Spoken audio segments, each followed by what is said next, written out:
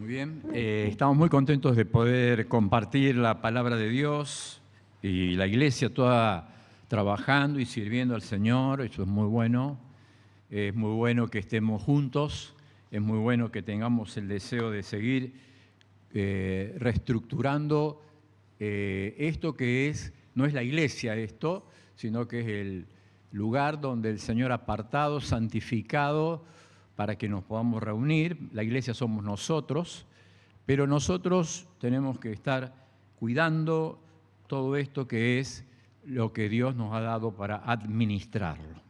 Tenemos que cuidarlo porque es nuestro y Dios nos ha dado para administrar.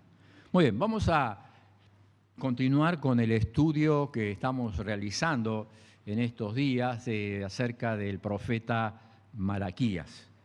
4 cosas que hay que recordar siempre de Malaquías, 4 cosas. La primera cosa que tenemos que recordar que es uno de los 12 profetas menores. ¿Está claro eso?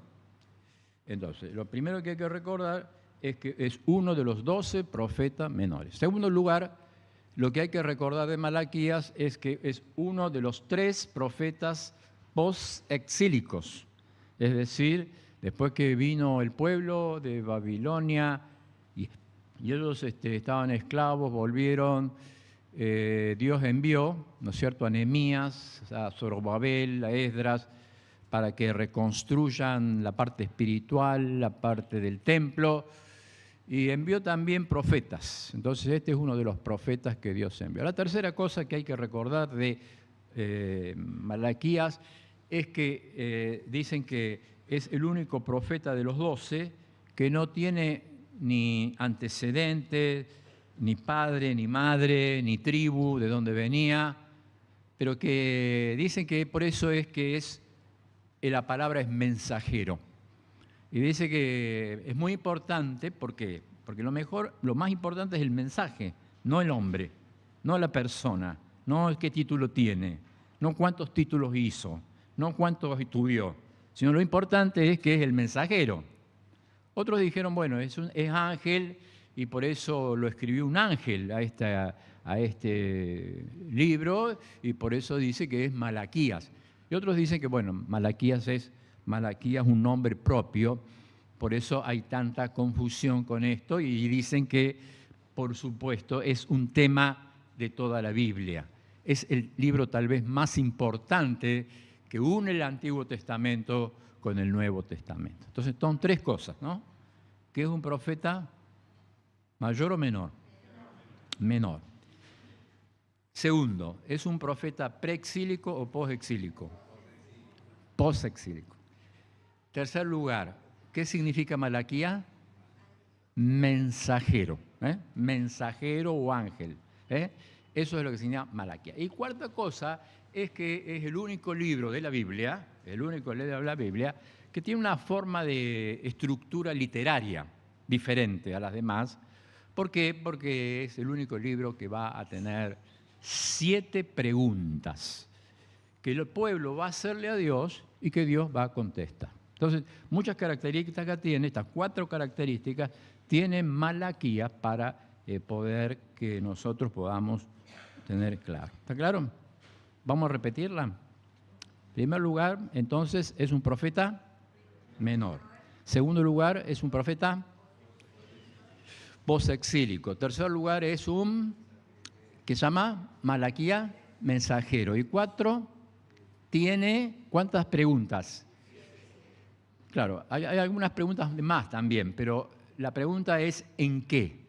El pueblo descaradamente, el pueblo enfrentando a Dios, le va a preguntar a Dios ¿en qué?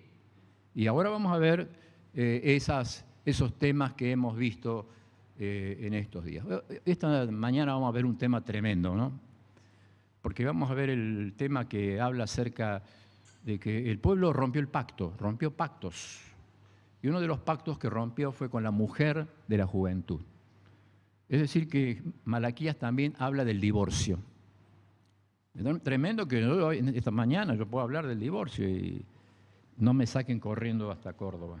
Bueno, Vamos a la tercera parte de Malaquías. La primera cosa que quiere decir es lo que vamos a leer en el capítulo 2, el versículo 17, la cuarta pregunta que vamos a leer, la cuarta pregunta, los que sepan las 7 preguntas de memoria van a tener premios para la última clase de Malaquías la semana que viene, ¿eh? No falten. La última clase de Malaquías va a tener premio los que ustedes sepan las 7 preguntas de Malaquías, ¿eh? El libro que usted más leyó en su vida. Habrá leído libros en su vida y Malaquías es el que más leyó, entonces usted sabe cuáles son las 7 preguntas. Vamos a la cuarta pregunta. Dice así la Biblia, la palabra de Dios: habéis hecho cansar a Jehová con vuestras palabras. ¿Ves? El palabrerío es muy bueno. Es bueno que haya una palabra, pero tiene que acompañarse con la vida. Si hay palabra y no hay vida, no sirve de nada. Vos podés estar hablando y hablando y hablando, pero si no tenés un testimonio que te acompañe, de nada sirve. Y el pueblo dice, y decís, ¿en qué te hemos cansado? La gente dice, pero Dios, ¿en qué te he cansado? Y dice, en que decís, cualquiera que hace mal agrada a Jehová, y en los tales se complace, o si no, ¿dónde está el Dios de justicia? Están desafiando a Dios, están desafiando a Dios. Y vamos a leer entonces desde el versículo número 8, capítulo número 2, porque va a ser el tema que vamos a desarrollar en esta mañana. Dice así la Biblia, la palabra de Dios. 8. Como vimos la semana pasada, Dios estaba hablando del sacerdocio, los sacerdotes que llevaban animales enfermos, cojos, robados. Eso es lo que traían a Dios y no les hacía importancia eso. Y dice Dios en el versículo 8, capítulo 2 de Malaquías, mas vosotros os habéis apartado del camino, habéis hecho tropezar a muchos en la ley, los sacerdotes, y habéis corrompido el pacto, primer pacto, el pacto con Leví. Primer pacto que vamos a analizar esta mañana. Y dice Jehová de los ejércitos, por tanto yo también os he hecho viles y bajos ante todo el pueblo, así como vosotros no habéis guardado mis caminos y en la ley hacéis acepción de personas. Los sacerdotes estaban en este camino. Segundo lugar, no tenemos un mismo Padre, no hemos sido creados por un mismo Dios. ¿Por qué pues nos portamos deslealmente el uno contra el otro? Segundo cosa que dice Dios, deslealmente el uno con el otro, profanando el pacto de nuestros padres. Hay pactos, Dios ha hecho pactos y nosotros lo profanamos, los sacerdotes haciendo tropezar a algunos, los del pueblo profanando unos contra otros, eran usureros, se mentían, se robaban. Era un tiempo de una crisis de adoración. Era crisis de adoración. Pero vamos al tercer pacto que dice acá la Biblia, y dice, versículo 12, Jehová cortará cortará las tiendas de Jacob, al hombre que hiciera esto, al que vela y al que responde y al que ofrece ofrenda a Jehová de los ejércitos. Y esta otra vez haréis cubrir, porque van a venir a cubrir el altar de Jehová con lágrimas, de llanto, de clamor. Así que no miraré más la ofrenda para aceptarla con gusto de vuestras manos, mas diréis, ¿por qué? Porque Jehová ha atestiguado entre ti y la mujer de tu juventud, contra la cual has sido desleal. No solamente que puede uno caer en pecado, cometer adulterio, sino que ser desleal con la mujer de tu pacto, siendo ella tu compañera y la mujer de tu pacto. ¿No hizo él uno, habiendo en él abundancia de espíritu? ¿Y por qué uno? Porque buscaba una descendencia para Dios. Guardaos pues en vuestro espíritu y no seáis desleales para con la mujer de vuestra juventud, porque Jehová, Dios de Israel, ha dicho que aborrece, ¿qué cosa? El repudio. Y acá quiero decirle algo muy importante, hermano. Dios aborrece el repudio, pero ama al repudiado. Dios aborrece el repudio, pero ama al repudiado. Al que cubre de iniquidad su vestido, dijo Jehová de los ejércitos, guardaos pues vuestro espíritu y no seáis desleales. Y dice el profeta, Señor, ¿en qué te hemos cansado? Acá voy a poner, antes de comenzar, porque todavía tengo tiempo, voy a poner los temas que tiene este libro, los temas muy importantes que tiene este libro para nosotros. El primer tema que tiene Malaquías para nosotros es el tema de la elección. Es un tema tremendo la elección, porque todavía hay personas que pelean sobre la elección de Dios, la soberanía de Dios. Pero Dios en su soberanía tiene un atributo que es la de gracia y la soberanía, y Dios elige. Y Dios dice, yo te amé. Y el pueblo le dice, ¿en qué nos amaste? Y lo peor que hay, y lo peor que puede pasarle a un creyente es que no sepa que Dios le ama. Que no lo haya sentido como Dios le ama. Entonces Dios dice, yo elegí a Jacob y aborrecí a Esaú. Dios lo ha mostrado, Dios nos ama. Dios nos trajo, Dios nos abriga, Dios nos perdona, Dios nos restaura. Va a caer, ¿cuántas veces el justo y Dios lo va a levantar? Por eso es un tema de restauración, porque Dios nos ha elegido para amarnos, para mostrarnos su amor para con nosotros. En que aun siendo aún pecadores, Cristo murió por nosotros. Segundo tema de Malaquías, el sacerdocio. Lo vimos en la semana pasada. Cuando el sacerdocio viene con cosas robadas, cuando quiere adorar a Dios con animales enfermos, cuando quiero traer lo que me sobra a mí. Hermano, Dios no hace la obra con lo que nos sobra. Dios hace la obra con lo primero. Todos nosotros y nuestras fuerzas tienen que estar dispuestas para trabajar y edificar el pueblo de Dios. Todos los que estamos acá, comenzamos un nuevo año de actividades. Estamos orando por las actividades. Ya marzo comienza una gran cantidad de actividades y todos estamos involucrados. Pero tenemos que ser todos un verdadero real sacerdocio. Todos somos real sacerdocio, nación santa, pueblo adquirido, linaje escogido. Por eso todos estamos trabajando unidos. Nadie divide, porque el signo del diablo es dividir y restar. Pero el signo de Dios es multiplicar y sumar. Entonces seguimos adelante. La infidelidad, que este fin de semana vamos a hablar de la infidelidad. ¿Cómo el pueblo llega a ser infiel a los pactos que Dios le había dado? Primero habla acerca del sacerdocio. Los levitas habían fracasado en ese pacto. Ellos que tenían que tener la voz de Dios, hicieron fracasar al pueblo, hacer tropezar a alguien. ¿Cuántas veces en mi ministerio yo he hecho tropezar a alguien? He dicho algo de más.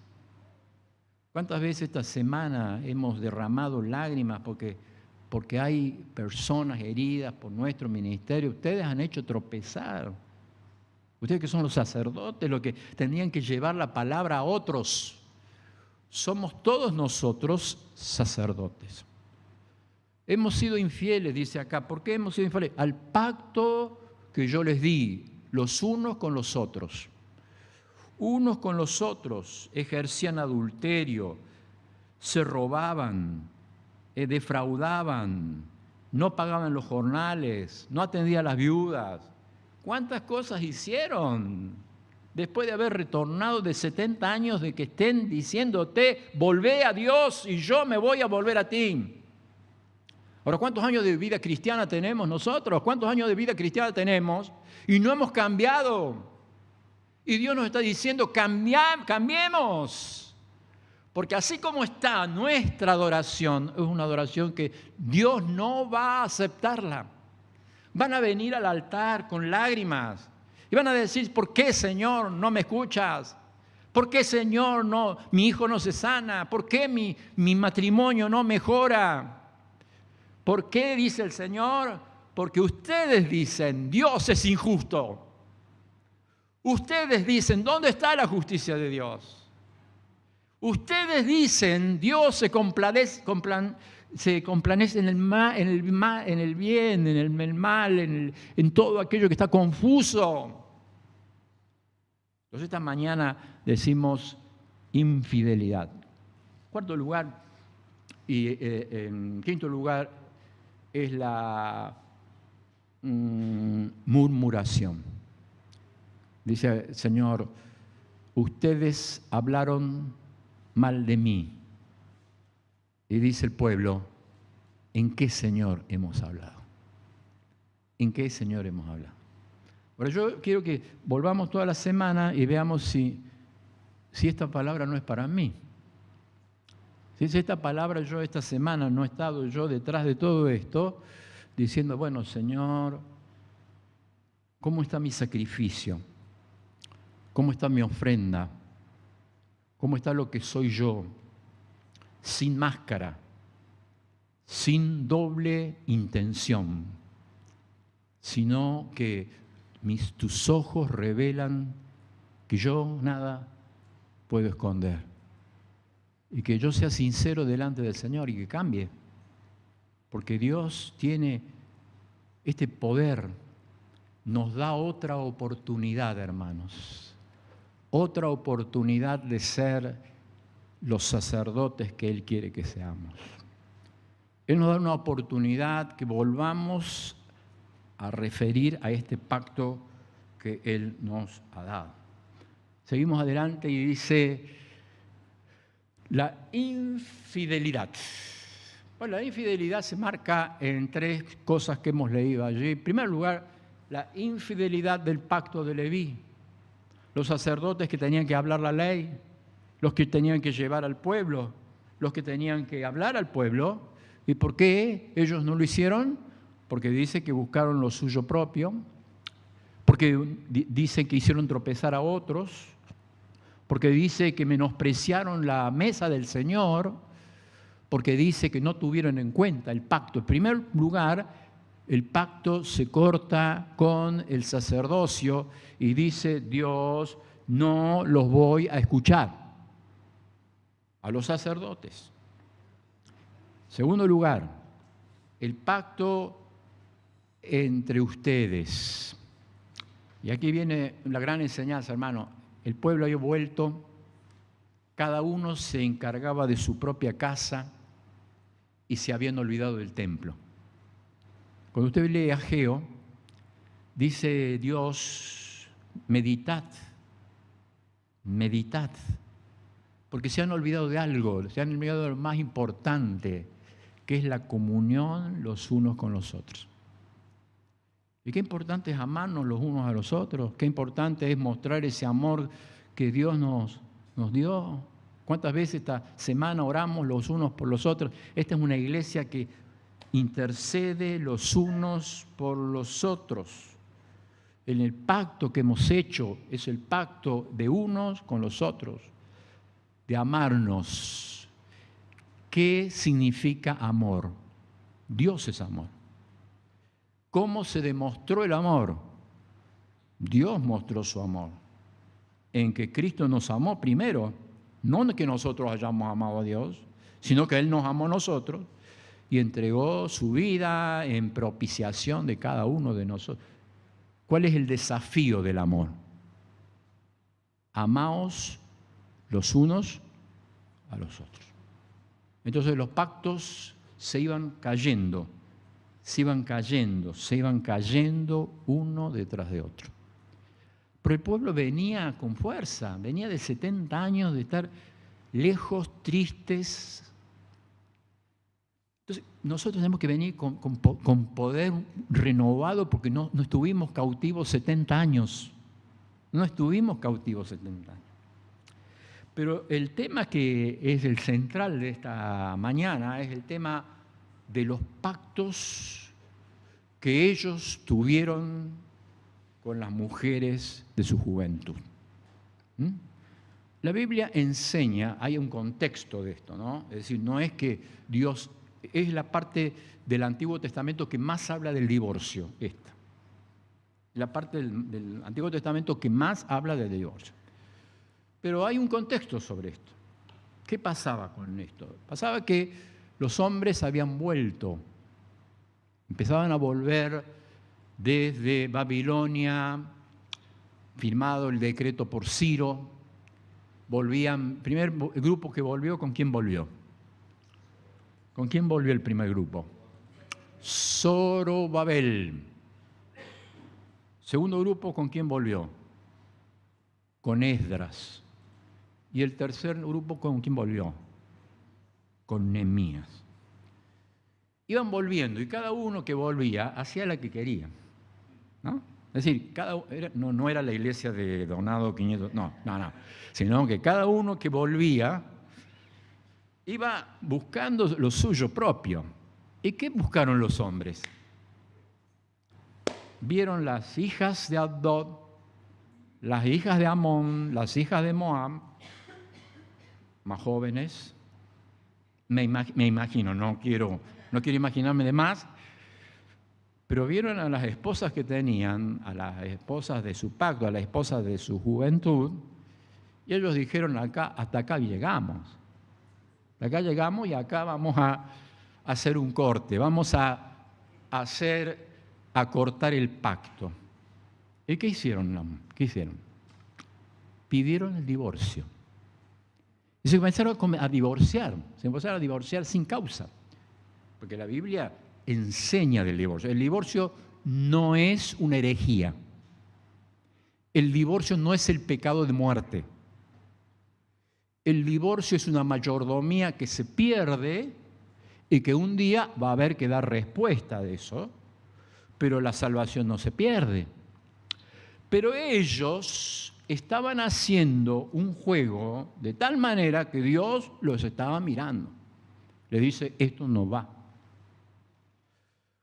Cuando leemos Nehemías, fíjese lo que hizo Nehemías. Vamos a leer lo que hizo Nehemías, porque es muy interesante lo que hace la palabra de Dios cuando dice, bueno, hay una situación ahí, ha habido... Nehemías capítulo 13 dice así la Biblia. Aquel día leyó el libro de Moisés, oyendo el pueblo, y fue hallado escrito que los amonitas, los moabitas, no debían entrar jamás en la congregación de Dios, por cuanto no salieron a recibir a los hijos de Israel con pan y agua. Versículo 4, fíjese. Y ante esto, el sacerdote Eliasib, siendo jefe de la cámara de la casa de nuestro Dios, se había emparentado con Tobías, un enemigo, ¿no? Se habían emparentado con los enemigos del pueblo de Dios. ¿Y qué había hecho este Eliasib? Y le había hecho una cámara en el cual guardaban antes las ofrendas, el incienso, el utensilio, el diezmo, el grano, el vino, el aceite, para darle a los levitas, a los cantores, a los porteros, a las ofrendas. Mas todo esto no estaba en Jerusalén porque el año 32 de Artajerjes, rey de Babilonia, fui al rey, Nehemías. Cuando volvió, para volver a Jerusalén, entonces supe del mal que había hecho Eliasib por considerar la consideración a Tobías, haciéndole para él una cámara en los atrios de la casa de Dios. Y dice Nehemías, y me dolió en gran manera y arrojé todos los muebles de la casa de Tobías fuera de la cámara y dije que se limpiase la cámara e hiciese volver allí los utensilios de la casa de Dios. Fíjese hasta qué punto habían llegado. Habían sacado una parte de la casa de Dios para dárselo al enemigo. Pero fíjese el versículo 23. Y vi asimismo en aquellos días judíos que habían tomado mujeres de Asdod, amonitas y moabitas. Esto dice la Biblia.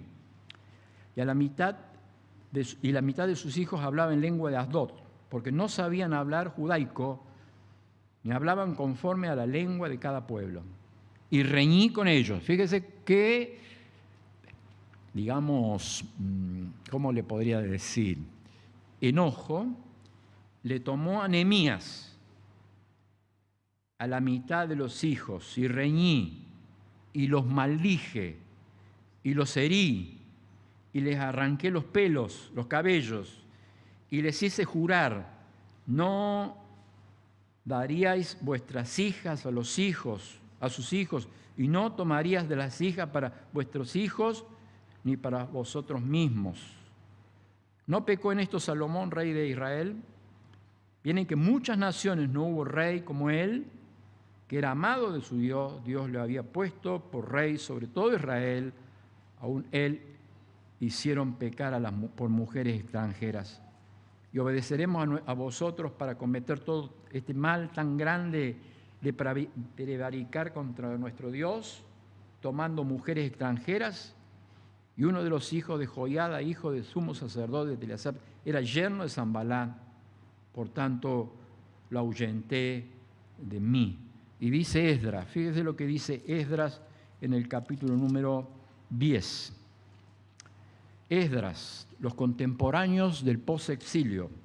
Mientras oraba Esdras y hacía confesión llorando y postrándose delante de la casa de Dios, se juntó él una gran multitud de Israel, hombres, mujeres, niños, y lloraban el pueblo amargamente.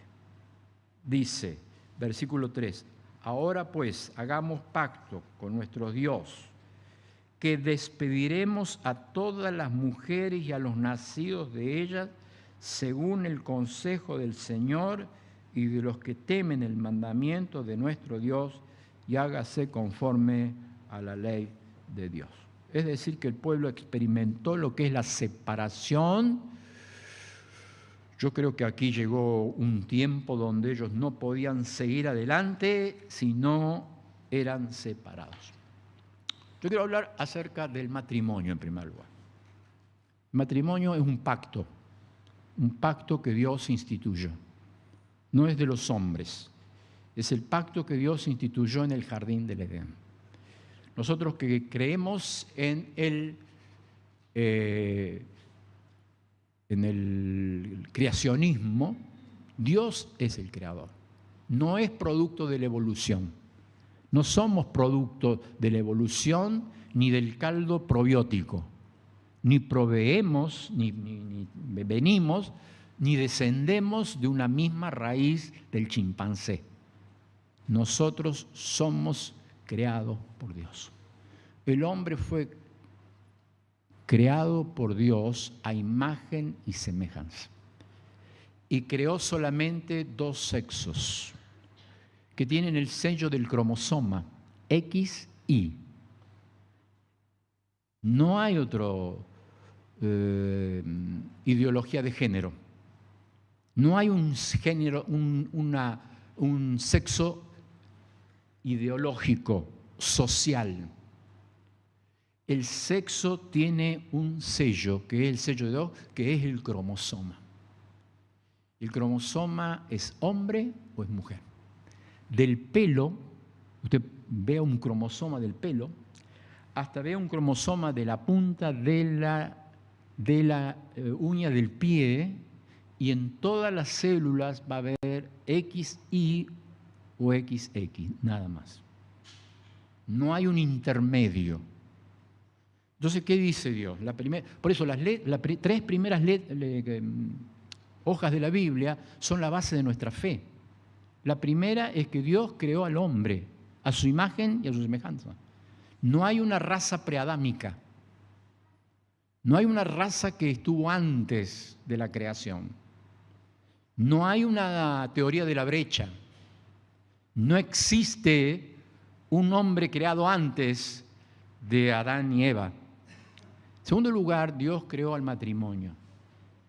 Lo hizo al hombre del polvo de la tierra, le puso espíritu y alma por el soplo de Dios, y del hombre, de uno, creó dos, para que en el matrimonio dos vuelvan a ser uno. Dios creó al hombre, lo hizo dormir, ¿no? ¿Se acuerdan? ¿Se acuerdan en Génesis capítulo 2? Y como los hombres somos muy sensibles, lo hizo dormir. No sé qué anestesia habrá usado, pero lo hizo dormir profundamente. Imagínense si le saca una costilla, ya te cortas el dedo y dice, bueno, mañana no sé si voy a trabajar, pero bueno, al hombre le sacaron la costilla. Y de la costilla Dios creó, formó a la mujer. ¿Por qué? Porque la costilla habla de costado. Es el hueso del costado, el hueso que está al lado del corazón, el hueso que siente el latido del corazón. Por eso en el matrimonio, dos, la mujer y el hombre caminan juntos, no atrás ni adelante, caminan juntos, de costado. El hombre debajo del brazo, para que el hombre la defienda a la mujer. El hombre del hueso de la costilla, no de la cabeza ni de los pies. El hombre para que cerca del corazón. Vieron que la costilla es el único órgano, fíjese, que está escuchando las 24 horas el latido del corazón. Está escuchando el latido del corazón. Por eso el amor se muestra cuando dos personas caminan juntas. Y ese amor fue demostrado solamente cuando Dios creó al matrimonio. Ningún amor como ese. Porque el único amor que se demuestra en espíritu, alma y cuerpo es el matrimonio.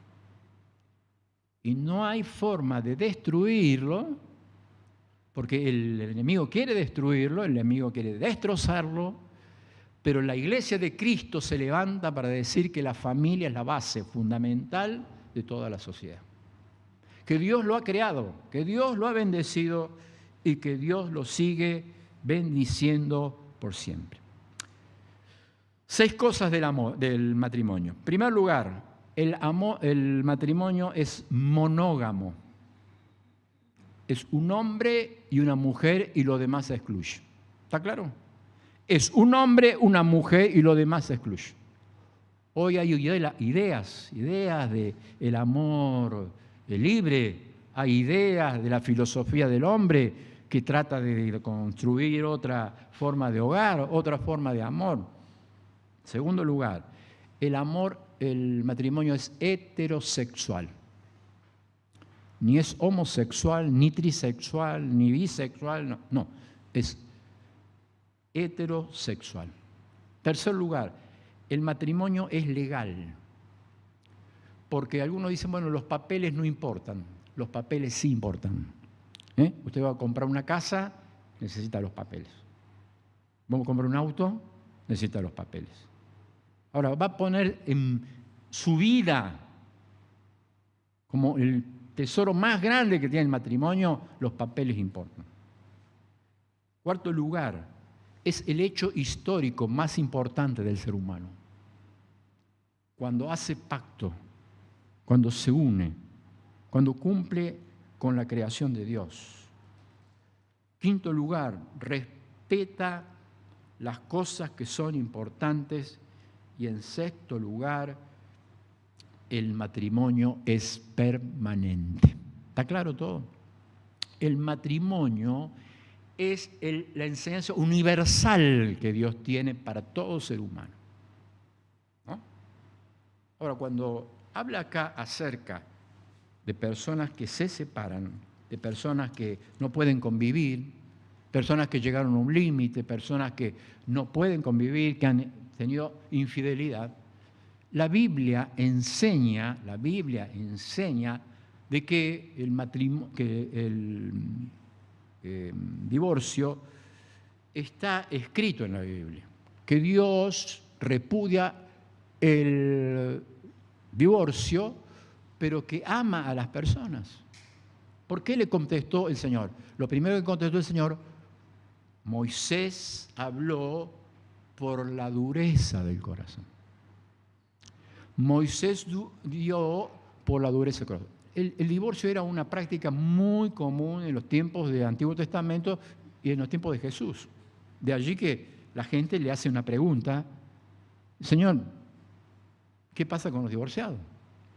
¿Pierden la salvación? ¿Se van al infierno? ¿No pueden venir a la iglesia?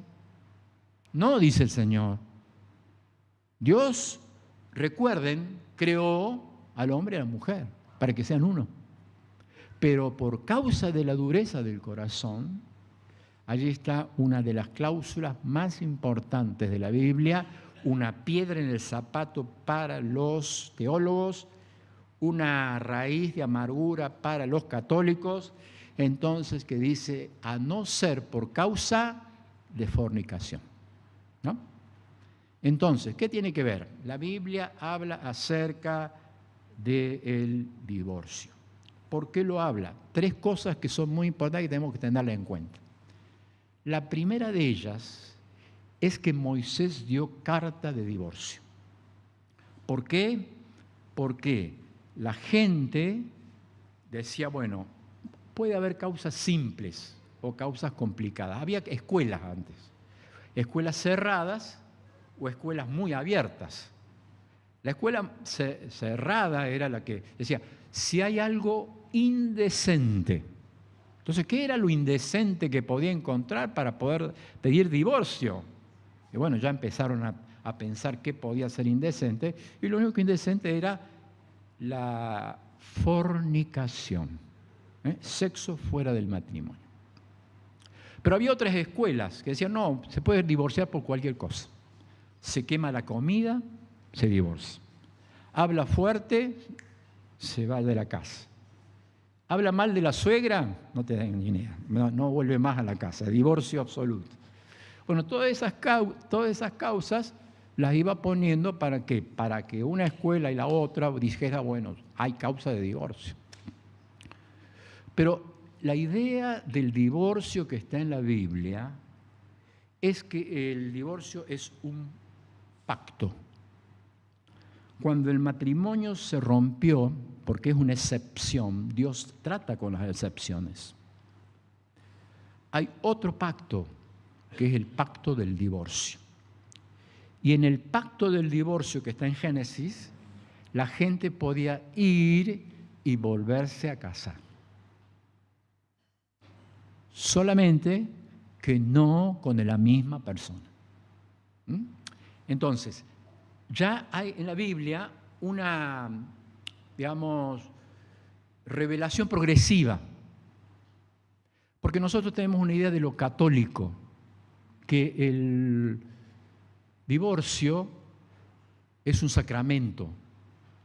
Y los católicos, si vos perdés el matrimonio, perdés la salvación. No podés venir más a la iglesia, te borran del nombre de la iglesia. Nosotros no tenemos una idea protestante. Cuando vienen los protestantes dijeron, no, evidentemente Dios dio excepciones porque el corazón del hombre es duro. Porque el corazón del hombre es duro. Entonces, en primer lugar tenemos la figura clara de Génesis, de Moisés en Deuteronomio.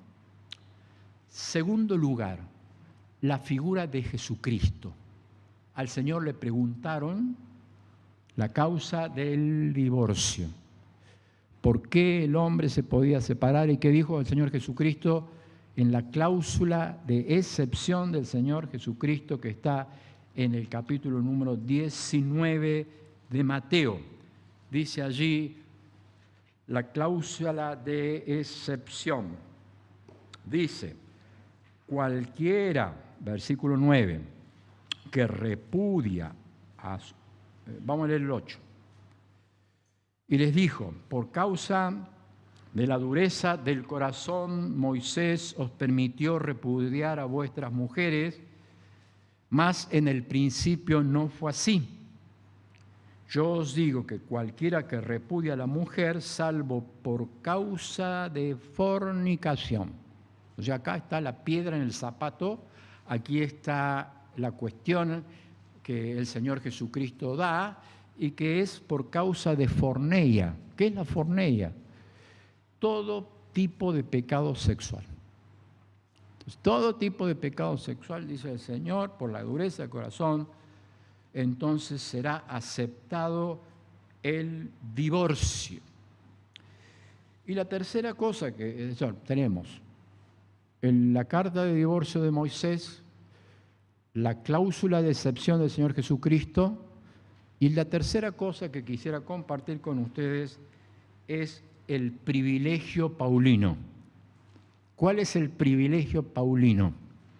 El privilegio paulino es el que está en 1 Corintios, el capítulo 7. ¿Qué dice el privilegio paulino? El privilegio paulino dice que hay varios grupos de personas, todo esto es una excepción, ¿no? Porque el centro de la enseñanza es el matrimonio, pero el Señor Jesucristo va a dar la cláusula de excepción. Y dice entonces, 1 Corintios capítulo 7, el versículo número 16. Entonces va hablando de varios grupos, y uno de los grupos dice, si una persona que no cree en el Señor se separa, sepárese. Pues no está el hermano o la hermana sujeto a servidumbre. Ahí la palabra servidumbre en algunas versiones es divorcio.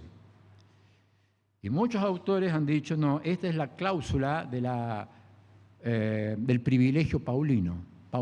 Pablo habló acerca de que este hermano estaba en libertad de volver a romper un pacto y volver a formar otro pacto. Siempre que rompemos un pacto, un día vamos a tener que dar cuenta. Un día vamos a tener que dar cuenta de la administración que tengamos. Pero de cualquier manera Dios es bueno y Dios nos permite que podamos tener esta posibilidad. ¿Qué decía la gente? Bueno, ¿dónde está la justicia de Dios? Porque Dios permitía todo lo que el pueblo estaba viviendo, hechiceros, adúlteros, mentirosos, estafadores, injustos. El pueblo estaba en contra de Dios. No había justicia. ¿Dónde está el Dios? Yo voy a la iglesia y me va mal. Y todas estas personas le va bien. ¿Cómo puede ser que yo haya dedicado tanto tiempo al Señor y a mí me va mal? Y a ellos le va bien. ¿En qué te cansamos, Señor? Entonces dice el Señor, en que ustedes dicen que Dios no es justo. Que Dios no es justo. Pero la justicia de Dios obra para bien. Obra para levantar al caído. Obra para poder restaurar a todos aquellos que hayan venido con cargas. Obra para decir, Señor, mire, estamos frente a una sociedad que tiene grandes problemas. Estamos frente a una sociedad que tiene tremendas crisis, pero tenemos la oportunidad de restaurarnos. Tenemos la oportunidad, como dice Malaquías, volveos a mí y yo me volveré a vosotros. Que esta mañana podamos orar por aquellos que están lejos, por aquellos que están mal. Hoy como nunca hay crisis en los hogares. Hoy como nunca no se está leyendo la Biblia en casa. No hay altares familiares. Estamos pasando una época tremenda de gran agresión. Las ideologías que están presionando en la vida de los creyentes.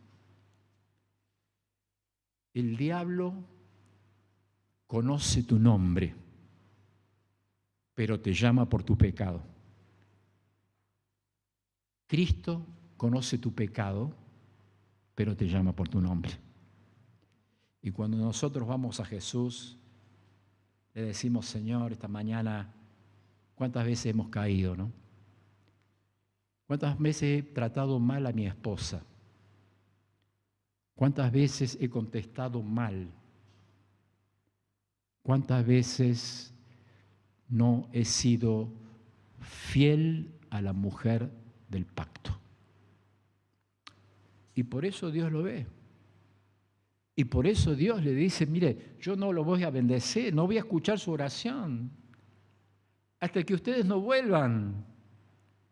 Por eso, hermanos, qué importante esta mañana volver a decirle, Señor, queremos volver al primer amor. Decirte, Señor, hemos perdido la pasión, hemos perdido la esperanza. Por eso, qué importante que los matrimonios esta mañana, todos los matrimonios de la iglesia, nuestros hijos, nuestros padres, los nietos, todos podamos sentir que sin hogares fuertes nunca va a haber una adoración poderosa.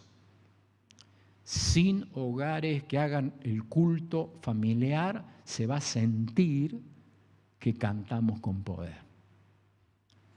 Por eso cuando yo vengo al Señor, le pido, Señor, limpia mi corazón.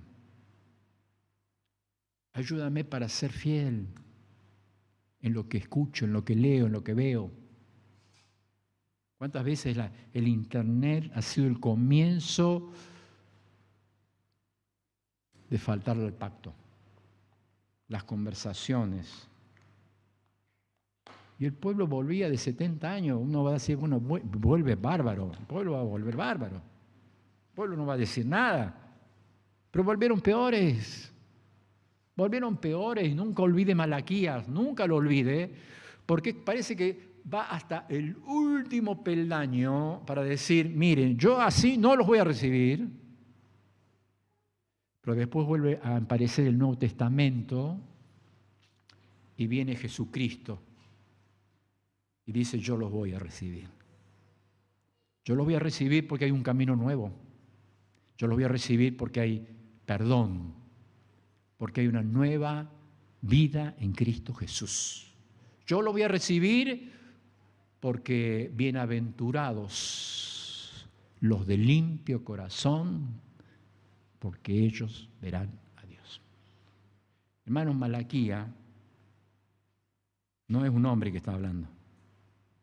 No es la iglesia que está hablando. Dios está hablando.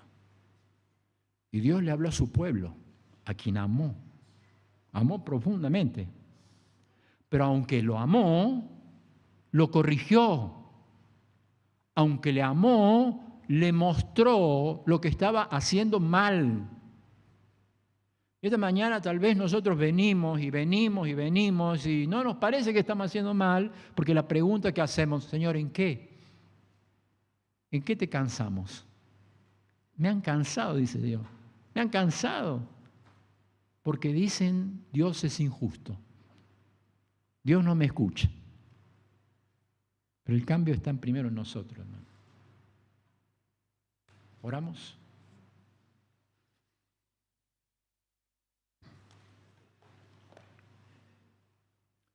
Y con un corazón que necesitamos, hermanos, como iglesia, estamos por empezar un año, los necesitamos a todos. ¿Cuánta sinceridad tenemos que tener delante de Dios, no? Porque venimos esta mañana y nadie sabe qué hicimos la semana. Nadie sabe qué hay en mi corazón. Pero Dios sí lo sabe. Oremos por muchas familias que están sufriendo, no solamente en la iglesia, sino en muchos lugares, esta crisis. Y para pasar las crisis solamente Jesucristo puede hacerlo. Oremos por los matrimonios jóvenes.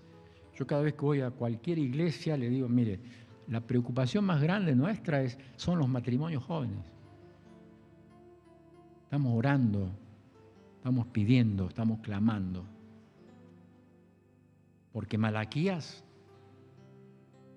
es actual. Malaquías está hoy. Y Dios dice, vuélvanse a mí y yo me volveré a vosotros. Y cuando se vuelvan, van a ser mi especial tesoro. Qué bueno ser el tesoro de Dios.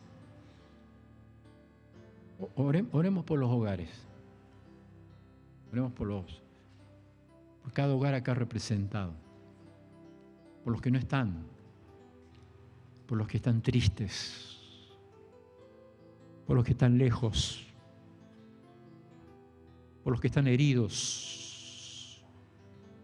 Oremos para que Dios haga una gran obra entre nosotros. Señor, te damos gracias en esta mañana, porque tus ojos revelan que yo nada puedo esconder. Te pido por la iglesia, Señor, porque sabemos que la iglesia va a ser poderosa mientras haya familias poderosas, matrimonios poderosos. Te alabamos por tu amor, Señor, porque aun cuando nos equivocamos, tú nos vuelves a levantar. Y por eso decimos esta mañana, Señor, te alabamos. Bendice tu pueblo, bendice tu iglesia. Tus ojos revelan que yo. ¿Podemos cantar esa canción? Tus ojos revelan que yo.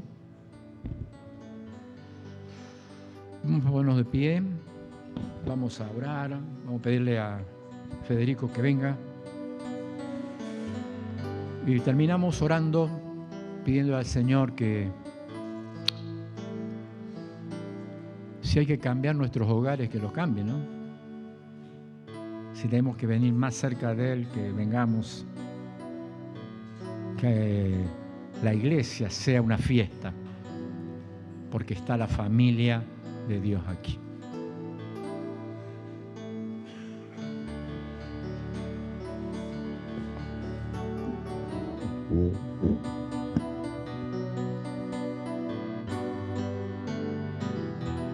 Cantamos. Tus ojos revelan que yo nada puedo esconder, que no soy nada sin ti, oh fiel Señor. Todo lo sabes de mí, cuando miras el corazón, todo lo puedes ver muy dentro de mí. Lleva mi vida a una sola verdad, que cuando me miras nada puedo ocultar. Sé que es tu fidelidad que lleva mi vida más allá de lo que pueda imaginar. Sé que no puedo negar que tu mirada puesta en mí me llena de... Sé que es tu fidelidad. Sé que es tu fidelidad que lleva mi vida más allá de lo que pueda imaginar. Sé que no puedo negar que tu mirada puesta en mí me llena de tu paz, que tu mirada puesta en mí me llena de tu paz, que tu mirada puesta en mí me llena de tu paz. Padre Celestial, te damos gracias por este tiempo, por poder meditar en las oportunidades que nos das, Padre. Eres un Dios de oportunidades. Siendo santo y justo, nos muestras tu amor a través de Jesucristo, a través de esta palabra. Y gracias por concedernos el estar en este lugar, disfrutando de las bendiciones, de la luz de tu palabra. Sabemos que esta semana tu mirada va a estar puesta sobre nosotros y que eso nos llene de tu paz, Padre. Esa paz que sobrepasa todo entendimiento. Bendice tu pueblo. Lo rogamos en el nombre santo del Señor Jesús. Amén. De esta manera terminamos con esta reunión, agradeciendo a todos aquellos que también nos acompañaron por YouTube. Pueden tomar asiento. Deseándoles que el Señor les bendiga e invitándolos a la reunión, si no lo puedo hacer físicamente en Donado 533, virtualmente a las 20 horas, viernes 20 horas, domingo 9 horas. Y deseamos que el Señor les siga bendiciendo. Quiero que... Ahí está la publicidad. Todos recuerdan